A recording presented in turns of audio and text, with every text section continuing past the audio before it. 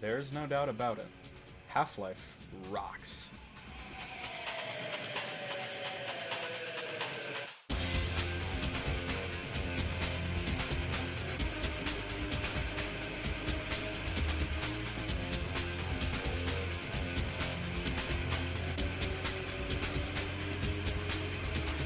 Half-Life, released in November of 1998, was the debut game of the at-the-time minuscule development team Valve. It inarguably defined their repertoire as masters of engineering and innovation, as people that everyone in the field of game direction could look up to. In the game, you play as Gordon Freeman, a theoretical physicist working at the fictional Black Mesa research facility. Gordon is a silent protagonist, meaning he doesn't speak, but also meaning that, given all of his actions are yours, you can self-insert incredibly easily and become fully and wholly immersed within minutes.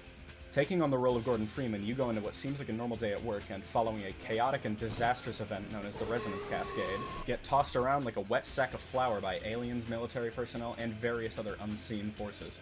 Throughout Half-Life, Gordon needs to be constantly on his toes, always aware of things that could happen, never letting his guard down. This makes for a pretty fun game, all things considered, and on top of that, a very immersive experience. At least for the time. Nowadays, we have games like Prey, Soma, and even some well-fleshed-out VR games, but in 1998, we didn't have those luxuries. Our time was mostly passed with games like Grim Fandango and Ocarina of Time, incredibly good games, widely praised, but hardly immersive or technologically advanced. Given everything we know by this point, why don't we dive a little deeper into what really makes Half-Life tick? Alright, so, we've got our background. Gordon's a silent protagonist, Half-Life's great, Valve's generally pretty okay, etc. What makes this game truly seamless, though, you may ask? Check this out.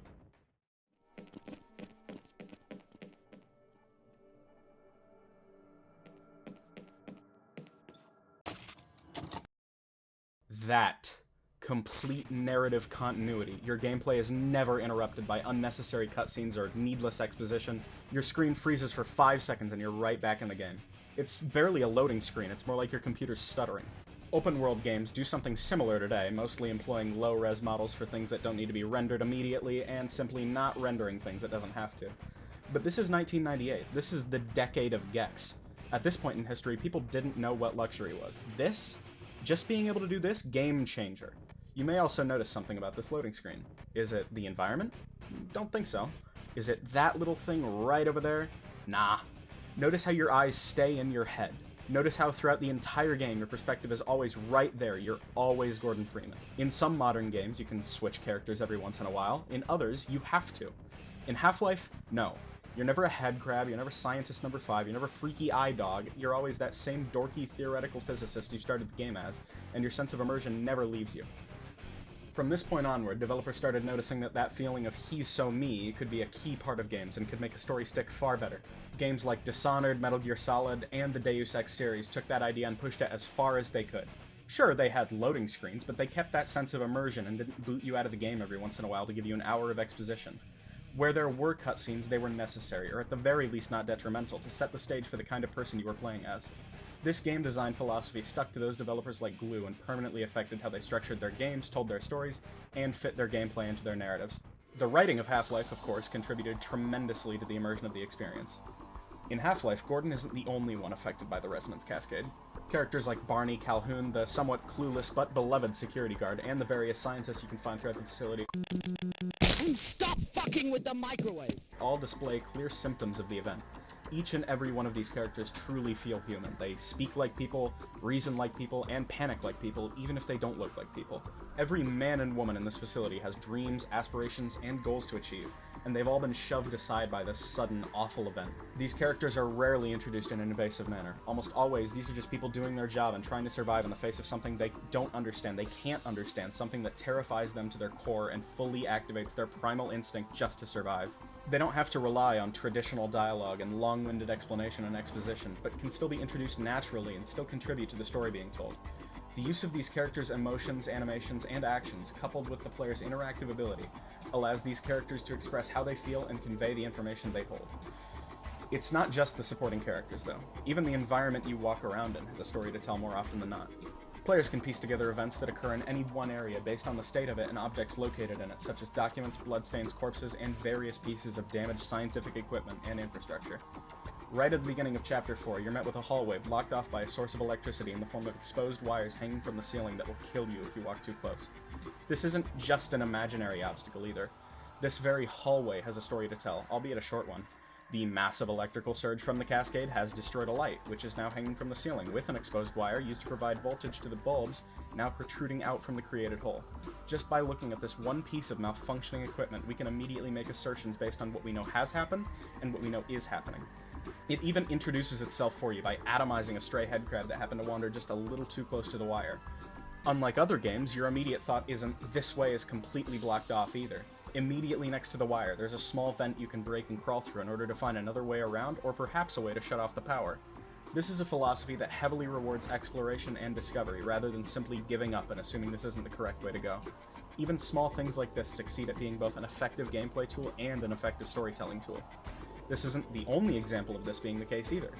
There are dozens upon dozens of examples of this incredibly genius method of storytelling in Half-Life, and very rarely do these examples fall flat, bar one demon I refuse to fight today. The frankly profound effect of Half-Life's development philosophy constantly spreads its wings, even today, 25 years nearly on the dot as of the time of writing, after the game's release. The success of Half-Life showed developers that they too could take a chance and potentially make something truly groundbreaking, just by creating something new and striving to be someone that didn't exist yet, rather than attempt to replicate someone that peaked long ago. Half-Life not only was able to tell one of the most compelling stories in gaming within its own universe and boundaries, but also left a permanent effect on how future developers and writers would mold and shape their creations. Half-Life's effect wasn't just on the big companies, though. Half-Life opened up a new avenue for people who never thought they'd be interested in creating games, just by making their existing games code incredibly user-friendly for 1998. Shortly after Half-Life's release, a colossal modding community followed, spearheaded by aspiring developers and people with passions they'd just never been able to explore before. Powered by Gold Source, the engine behind Half-Life was relatively easy to work with, and as a result was able to be toyed with to the limits of one's imagination. The modding scene was quickly as big as Doom's, featuring such fan creations as Absolute Redemption, Afraid of Monsters, and even the origins of Valve's future groundbreaking hits, such as the original Counter-Strike, Day of Defeat, and Team Fortress. Even with the successor to the engine, Source, used for games like Team Fortress 2 and Half-Life 2, came plenty of fan creations and true shows of creativity. A big one that many will likely know is Black Mesa, a recreation of the original Half-Life and a love letter to Valve that sought to completely remake the game that sparked everything in the first place. Or Garry's Mod, a complete sandbox still popular today, that allows for nearly infinite creativity given its plentiful workshop contents and tools provided to toy with the engine in as many ways as possible. It's arguable, but most would say that Garry's Mod paved the way for fully integrated and provided modding resources, influencing hundreds of future games to follow in its stead and allow their players to toy with the bare bones of their game however they would please. But, even if we give credit to Garry's Mod for popularizing the complete and utter deformation of a game's base contents, we must also give as much credit as possible to Half-Life for building the roads that Gmod would walk on. Half-Life has recently reached the ripe old age of 25. The game is old enough to drink, get married, and buy a handgun in most American states, and yet even 25 years after its rise to fame, still displays its effects on the gaming industry proudly. Without Half-Life, we wouldn't have many of the games we have now, and many of the effects of its development would be completely lost to time. Some may even argue that gaming as a whole would be nowhere near as popular without it. As shaky as I am on that theory, I do still believe one thing. Half-Life changed just about everything.